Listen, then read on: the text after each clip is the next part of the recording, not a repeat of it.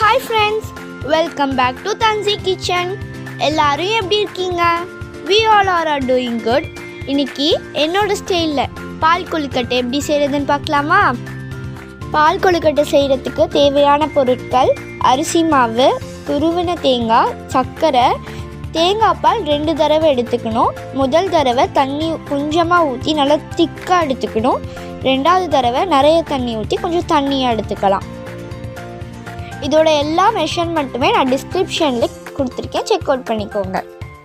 இப்போது ஒரு பவுலில் எடுத்து வச்சுருக்கிற அரிசி மாவு, ஒரு பிஞ்ச் ஆஃப் சால்ட், தேவையான அளவு சுகர், நம்ம துருவி வச்சுருக்கிற தேங்காய் எல்லாத்தையும் சேர்த்து கொஞ்சம் கொஞ்சமாக தண்ணி ஊற்றி நம்ம சப்பாத்திக்கெலாம் பிசைவோம் தெரியுமா, அந்த பதத்துக்கு இதை பிசைஞ்சிக்கலாம்.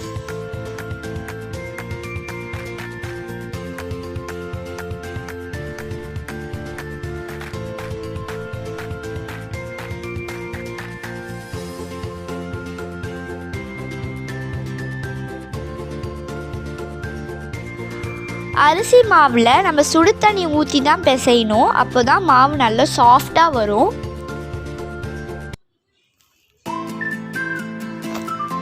மாவு நல்லா பிசைஞ்சதுக்கப்புறமா அதில் கொஞ்சமாக நெய் சேர்த்துக்கலாம்.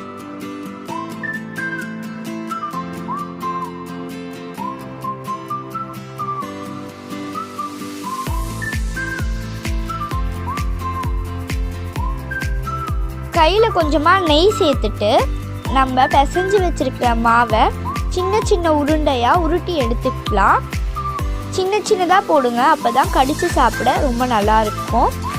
கையில் ஏன் நெய் சேர்க்கிறோன்னா நம்ம மாவு ஒட்டாமல் கரெக்டான ஷேப்புக்கு வரும், அதனால தான்.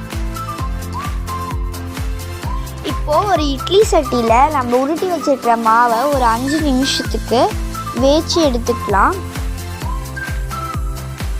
இப்போ இன்னொரு சட்டியில் நம்ம நல்லா தண்ணியாக எடுத்து வச்ச தேங்காய் பாலை முதல்ல சேர்த்துக்கலாம். இப்போ அதில் தேவையான அளவு சுகர்,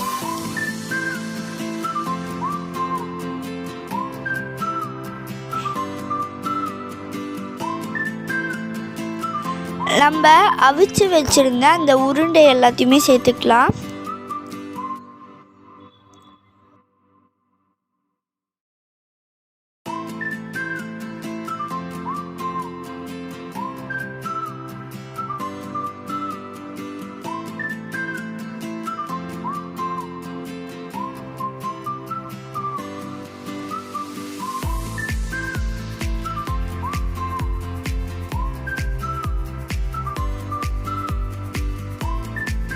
உங்ககிட்ட ஏலக்காய் பவுடர் இருந்தால் நீங்கள் அதை சேர்த்துக்கோங்க.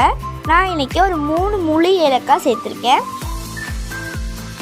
ஏலக்காய் வந்துட்டு ஆப்ஷனல் தான், அது ஜஸ்ட் ஒரு ஃப்ளேவருக்காக தான் சேர்க்குறோம்.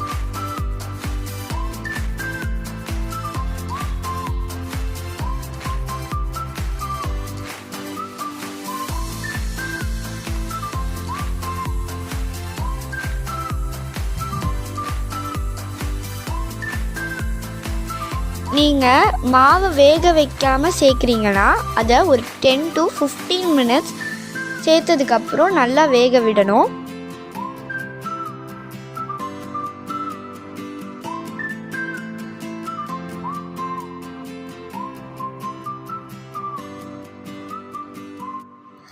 இப்போ இதில் நான் பிசைஞ்சு வச்ச மாவுலேருந்து கொஞ்சமாக மாவு மட்டும் தனியாக எடுத்து வச்சுருக்கேன். அந்த மாவில் கொஞ்சமாக தண்ணி சேர்த்துட்டு அதை நல்லா கரைச்சி இதில் சேர்த்துக்கலாம். இதை ஏன் இப்படி சேர்க்குறோன்னா அப்போ தான் நம்மளோட பால் கொழுக்கட்டை நல்லா திக்காக வரும்.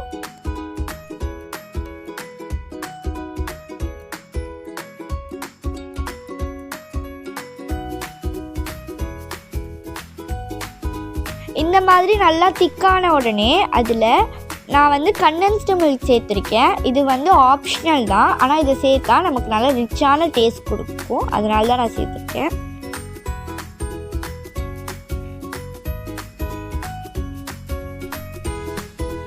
இப்போ கடைசியாக இதில் நம்ம எடுத்து வச்சுருக்கிற திக்கான தேங்காய் பால் சேர்த்துக்கலாம்.